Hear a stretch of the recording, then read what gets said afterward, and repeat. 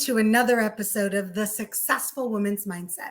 My name is Galit Ventura Rosen. I am co-founder of Everyday Woman TV, a business coach, and a commercial real estate broker. One of my favorite things to do in the whole world is to spotlight women that are not just making a difference in the world, but are also helping others succeed and make a difference as well.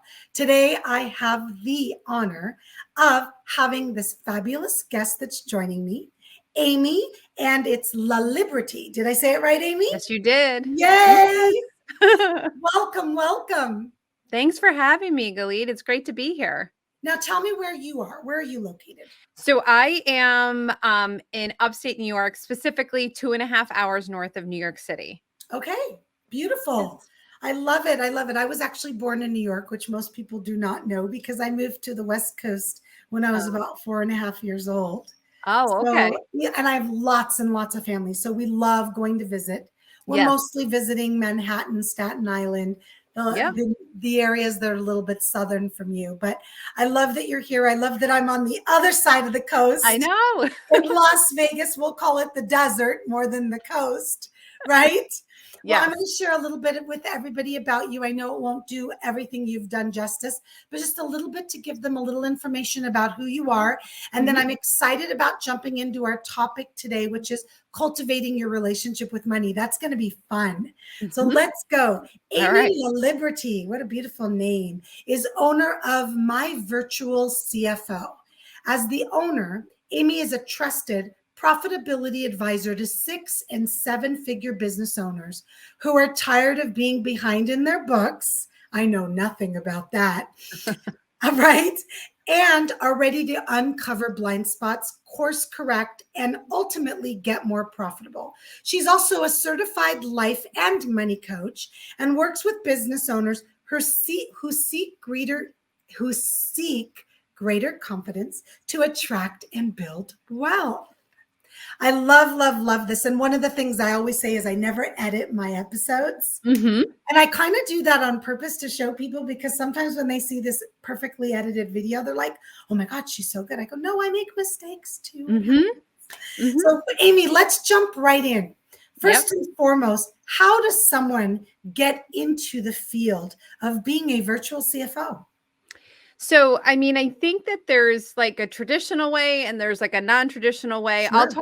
I'm more of the non-traditional path, but the traditional way could very well be that you're someone who's gotten an accounting degree, maybe also went so far to get a CPA certification, and you like decide that you are going to like be sit in the financial chair and be like the head of like all things finance for businesses of many sizes. The way that I became a virtual CFO was I spent the first 20 years of my career helping organizations build out major philanthropic, transformational experiences and elevate the complete and total experience for numerous colleges and universities. And so in that time, I learned how to do all the different components of it with like the strategy, the forecasting, the financial stuff, the frontline fundraising, like all of those pieces of it.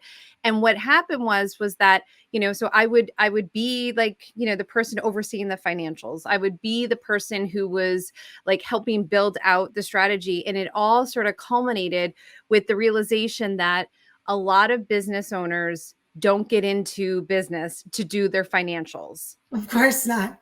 Right. That's no fun. Why would anybody want to do financials? I mean, I do. I know. And I say that in a fun way because I know so many people that are watching and listening could so relate. We chatted about this a little bit before we went live, that people typically start their own business to do something that they love, or they want to help others. Some people just do it for the money, whatever works for you. Right. But one of the things is that most people, not all, most people that get into business, they've never run books. They've never had to deal with debits and credits and bank statements and taxes and so on and so forth. So I can joke a little bit about that because I'm a business owner and have a little fun with you, Aimee, because obviously that's why someone like you is needed. Someone that's so passionate, that loves it, that knows what they're doing. I mean, it just makes sense to me. And I'm excited because with your expertise, you're going to be talking to us a little bit about cultivating your relationship with money. And then we'll circle back after we give everyone a few tips about how they themselves can help or get help in this area of the books, which is an important piece of success, in my opinion. So, absolutely. I couldn't agree with more. Well, what should we start with? Cultivating your relationship with money. Take us there. Yeah. So I think that, you know, whether there is a level of awareness or not, you have a relationship with money. It very well might be one of avoidance. It very well might be one that's like you're in complete lockstep and it's this harmonious, beautiful thing. But if I having a relationship with money is something that is happening in your life and has been happening in your life for quite some time. And so just the first step is like really just elevating the awareness around you have a relationship. Now the next question is what is your relationship status? Are you in an avoiding relationship? Do you flirt with money and just are like, oh yeah, it's fun? Or do you have like super intention in regards to your relationship with money and how that serves and supports you in your life and what you value and what you want to give and receive from this one precious life that we are all living here together. So it's really about like just having that first level of awareness and then deciding, am I happy in this relationship? Do I want more from this relationship? And chances are, if you're someone who has that's afraid of money, thinks that they're bad at managing money, or any sort of limiting belief around money, the answer is probably that you want to cultivate a much grander relationship with money, but you just don't know how. I love that that was your first tip. I have to stop there first because to me, that's the one tip that most people miss. That's the one step that they're not, going there, aware of, is you've got to have an awareness of your relationship with money. Good, bad, ugly, amazing, does not matter. So I love that you started with that.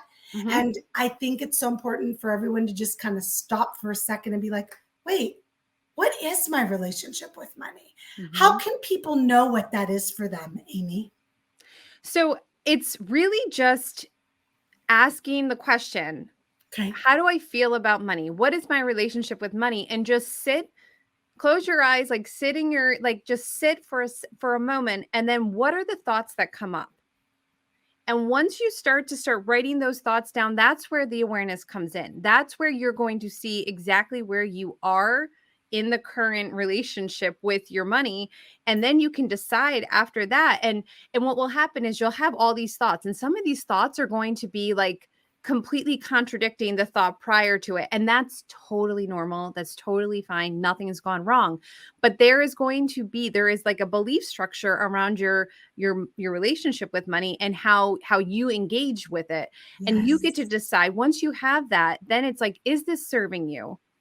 And do you want more? Do you want less? And again, there's not a right or wrong answer. I think that so often we are told that there is this right way, there's this one size fits all approach to money.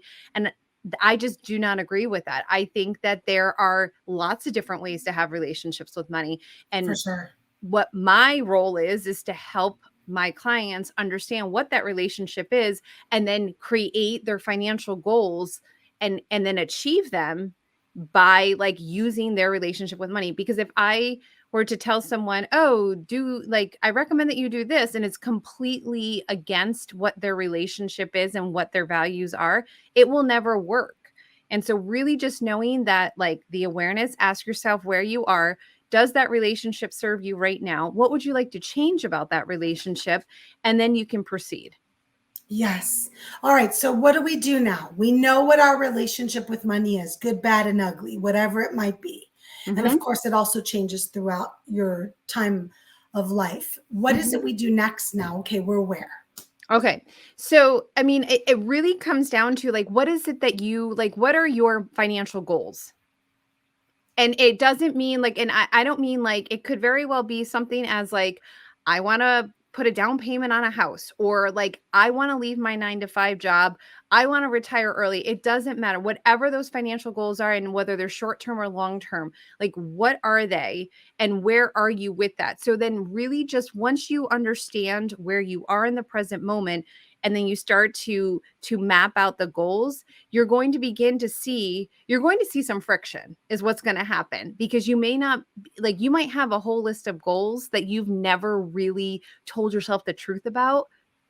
And you're going to want to be able to, like, just understand that there's a level of discomfort. And that doesn't mean that you need to stop doing the work. It just means that, like, again, you are stepping into a future version of yourself, and that you're starting to contemplate that. And that's part of, like, building a deeper relationship with money, because you're So putting some context and frame around that. So true. That's so true. And I love everything you're saying. It's so similar to a lot of my talks, Mhm. right? You can't know where you're going if you don't know where you want to go. And I Right. love that you started with awareness. I use that all the time in different talks, nothing to do with money, but just mindset. And Mhm. then now, after awareness, okay, what are your goals? What do you want to accomplish? How can you strengthen your relationship with money or change it if you don't know where you want to go? So it's really important. And what do you want? You use these perfect words that I love. What do you want? I love when Mhm. people call me, Aimee, you probably get this all the time, but related to money, where they're like, I want to be successful. Great. What does that mean? Right, right, What right. do you want? You can't just say, I want to be successful if you don't have something behind it. You can't just say, I mean, you can, you're just not going to get anywhere. It's not going to benefit you if you say, I want to have a better relationship with money, but have no idea what your goals are to get you there. Okay, so now I know my goals. I'm Mhm. aware of my relationship with money. What do I do next? So this is where it really starts to like, it really depends on the type of person that you are. Are you someone who is multi-passionate and wants to pursue three different goals at the same time? Okay. If that's you, then, like, then what are your top three? And then, like, then we can start, like, cultivating, like, okay, what do we think the next step is? I think one of the things that happens so often is that you, like, create this big goal. So let's just say, for example, it's, I want to leave my 9 to 5 because I want to start my own business. Okay. And so they're looking at the final destination, and they're going to, like, they're going to see the overwhelm and experience it, and perhaps might be like, this is impossible, this can never happen. And all I want you to do is just take a time out, breathe, and what is the next step that you need to take? Like, do you know what this business is that you want to create? Like, do you, like, and again, like, how do you, like, your relationship with money? Do you have enough savings that you could leave your 9 to 5 job now? Or are you someone who doesn't like to take that level of risk and want to, like, create a plan where it's, I'm going to start this business and I'm going to start taking steps towards that. When I hit a certain revenue threshold, I'm going to go to part-time, and then I'm going to keep going, and then I'm going to eventually just be out of the 9 to 5 and, like, fully into my business. So it's really starting to break down the steps into little small bite-sized pieces that become really Mhm. tactical and easy for you to digest, because again, we are building a bridge. But it's like, one, like, plank at a time is how we go there. We don't just, like, leap ourselves over there. That's not, and I think so often, I think people think that when they set financial goals, and if somebody hits this, like, incredible milestone, they think, like, oh my God, I did that in, like, less than a year. And I think that there's so much that happened prior to the year in which they executed that got them to that moment. There's always, like, reps and practices that are happening beforehand that you'll never see. For And sure. I think the other part too is that we come into this relationship with money, as adults, from different walks of life. We have different sorts of, like, relationships in terms of, like, did our family talk about money? Mhm. Were they transparent, or was it something that you weren't taught, you weren't allowed to talk about? Mhm. Um, do you have, like, a basic understanding of financial literacy? Chances are you may not, because in our country, we haven't done a great job with having really solid financial literacy in our public education system. And then finally, have you had any sort of financial trauma that has not been processed? If there is work to do, before you even get started, that's not a problem. I mean, that's like the most beautiful part of being able to know that the journey is different for all of us, and this is not a race. We are not competing against each other. We are all just on our own paths, doing the work that we intentionally choose to do. When you're in a relationship with money, an intentional relationship with money, you are choosing to do this. No one's forcing you to do it. No one's telling you you must do it. You are going down that path with super intention and total choice. Agreed. And it's so funny to me. We didn't talk about your steps before we got on today to do the interview. And I swear it's like you're talking about one of my talks, Goal Achieving Success. I love the last tip. The one thing that stood out to me the most was the bite-sized chunks, because people get so overwhelmed, and you really touched on that so perfectly. Mm-hmm. Oh my gosh, I have this plan, and this is what I want to do, and this is how I want to get there. I also love that you said the number 3. That's something I do a lot too. I like to make 3 goals for each business, and mm-hmm. those are the main goals that have umbrellas that come out of them. But those that are listening and watching, a lot of times when you make a goal, it becomes very overwhelming. What Aimee did was give you a really easy way to break it down into small steps. So keep breaking it down until you get to a step that doesn't feel overwhelming.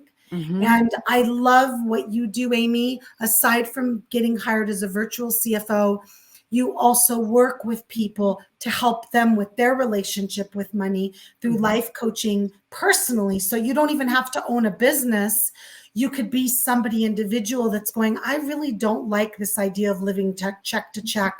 Why am I doing this? What can I change? Or like you said, it could be someone wanting to leave their 9 to 5. It could be someone trying to get out of debt. It could be so many different things. Would you share with everybody how they can get a hold of you and they can learn more about working with you?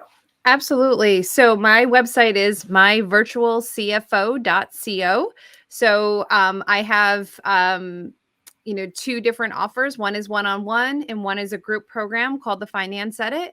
And they're designed for business owners at various levels of their entrepreneurial journey. And I can also be found on Instagram at myvirtualcfo. Oh, I love it. Nice and easy and so clear. Talk about a title that just works, right?